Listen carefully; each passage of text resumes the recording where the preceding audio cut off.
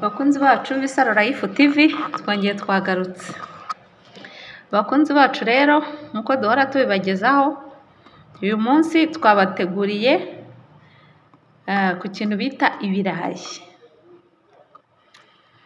Bakunzi bacu rero aba bisanze hano bwa mbere turabasaba gukora subscribe, mugakora like, mugakora na comment yuko ibintu mwabyumvise, hanyuma tugakomeza kwirebera igituma ubuzima bwacu bumera neza, twiyungura ubumenyi kuri buri kimwe dukoresha ku buzima bwa buri munsi. Ibirayi rero ahanini bigizwe na mido, kuko muri garama 100 z'ibirayi habamo garama 21 za mido, kandi iyo amido iri mu zitaremerera imyanya y'igogora nk'igifu n'amara. Murumva ko rero ibirayi ni byiza cyane ku bantu baba bafite ikibazo cy'igifu cyangwa amara. Umutsima w'ibirayi aribyo bita purée de pomme de terre ni ingenzi cyane ku bana no ku barwayi mu buryo bwinshi, bazahaye n'abananiwe. Iyo ibirayi bihunitswe ntibitakaza agaciro kabyo iyo bibitswe mu mwijima ahatabona, amido yabyo yihinduranyamo amasukari afasha ibirayi kugumana ingufu no guhumeka. Iryo humeka ryabyo rigaragara iyo gitangiye kumera cyangwa kubora, noneho ya masukari atagitwikwa agatuma icyo kirayi gisigara kiryohereye kuko yigumiramo.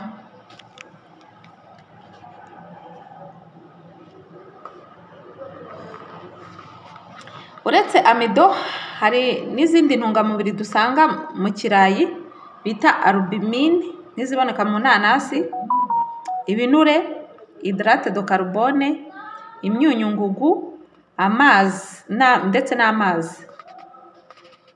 Imyunyungugu ibonekamo ni nk'ubutare, aluminium, nikeli, cobalt, zinc, manganese, chlorine, potassium, sodium, calcium, magnesium, phosphate, sulfate, chlore, niyo imyunyungugu dusanga mu birayi. Kugira ngo kigire imyunyungugu myinshi biterwa n'ubutaka cyahinzwemo, ikirere cyaho ndetse n'ifumbire yakoreshejwe. Bakunzi bacu rero muribuka yuko mu minsi yashize hari igice nigeze kubasobanurira ibintu bijyanye n'amavitamine, hanyuma hazamo n'ikindi gice nabasobanuriyemo ikintu bita imyunyungugu. Ku muntu waba udasobanukiwe bino bintu tuvuze haruguru by'imyunyungugu, washaka video y'imyunyungugu ukareba buri munyu icyo usobanuye n'akamaro umara mu mubiri wacu. Niyo mpamvu nabanje kubinyuramo nkanabibabwira, nkavuga ni aho muzajya mwumva tuvuze ibintu bijyanye n'imyunyungugu, amavitamine, mujye mugenda murebe kuri iyo vitamine icyo isobanuye kugira ngo mubashe gusobanukirwa neza. Bifite umunyungugu wa potassium mwinshi ushobora kwiyongera iyo babifumbije ifumbire iwukizeho. Hari n'igihe biba bikize ku myunyu nka magnesium ufite akamaro ko kurinda indwara ya kanseri. Ikindi kandi ibirayi tubisangamo n'amavitamine menshi nka vitamine A, vitamine B1, vitamine B2, vitamine PP, vitamine B6, vitamine C, vitamine ndetse na K, vitamine K. Intungamubiri z'ibirayi nyinshi zizahazwa no kuziteka. Iyo bibaye ngombwa byaba byiza hakoreshejwe umutobe wazo kugira ngo intungamubiri zitahazaharira. Ni byiza kubitekesha umwuka kuruta ko byatekeshwa amazi. Murumva yuko buriya mu mitekere yacu harimo uburyo bwinshi bwo guteka kandi ikintu ukagifata kimeze neza.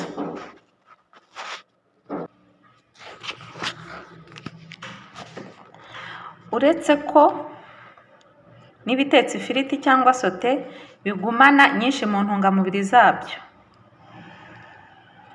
Byaba byiza kandi mu bihe runaka bitekanywe n'uruhu rwabyo, icyo bita amaganda. Ibintu bitetse amaganda nabyo biba bifite akamaro by'umwihariko. Si byiza kurya ibirayi byahinduwe ibara bigasa n'icyatsi kibisi. Bivuze ngo cya kirayi ushobora gusanga cyahinduye gifiteho ibara ry'icyatsi kibisi, kiriya kiba gifite aside, ntago cyagakwiye gukoreshwa. Uba ugomba kugikuramo ukakijugunya. Biriya birayi bakunze kubyita umwanama, ni bya birayi biba bitari biriho nk'itaka hejuru ugasanga cyagize ikibazo, kuko biba bifite uburozi bwitwa solanine na alkaloid bituma bisharira cyane. Urumva ko biba bifite ikibazo gihambaye. Iyo bitahinduye ibara biba bifite ubwo burozi buke cyane ku buryo ntacyo byatwara umubiri. Bakunzi bacu rero b'Isaro Life TV, urumva ko muri kwa gutegura bya bintu dukoresha mu buzima bwa buri munsi, uba ugomba no kwibombarika ukagira amakenga ku kintu runaka uri gukoresha bitewe n'impinduka ugisanganye, ugakora attention kugira ngo ubashe gukoresha icy'umwimerere. Turagira ngo turebere rero agaciro k'ibirayi mu buvuzi. Mu buvuzi rero umutsima w'ibirayi, icyo bita purée de pomme de terre, ni ingenzi cyane ku ndembe n'abaciwe intege n'indwara. Umutobe wabyo ukiza igifu giterwa no kubura imisemburo ihagije. Hari umuprofeseri bita Jagi, we ku barwaye indwara yo mu maraso ibyimbisha umubiri, abagira inama yo kujya barya ikiro cy'ibirayi buri munsi mu minsi 3 ikurikiranye, ukabirya mu byiciro 6, nta myunyu nta n'amavuta ushyizemo. Urumva yuko rero ibirayi bishobora gukoreshwa mu buvuzi kandi ku kintu cy'ingenzi cyane kandi kinakomeye, aricyo iki ngiki cyo hari abantu bagira ikibazo cyo mu maraso ugasanga nyine birabyimbisha umubiri. Kandi ikindi ni ukujya ubirya buri kwezi cyangwa buri byumweru 3. Abarwaye n'abazima babibonamo karori nyinshi na poroteyine z'agaciro gakomeye, kimwe n'amavitamine twabonye haruguru n'imyunyungugu bihambaye. Ababiteka bari bakwiriye kujya bibanda kubitekana n'ibihugu byabyo. Nanjye rero udagarutse bakozi bagiye b'Isaro Life TV, mujye munyuzamo ibirayi mu bitekane n'ibishishwa byabyo, icyo bita amaganda.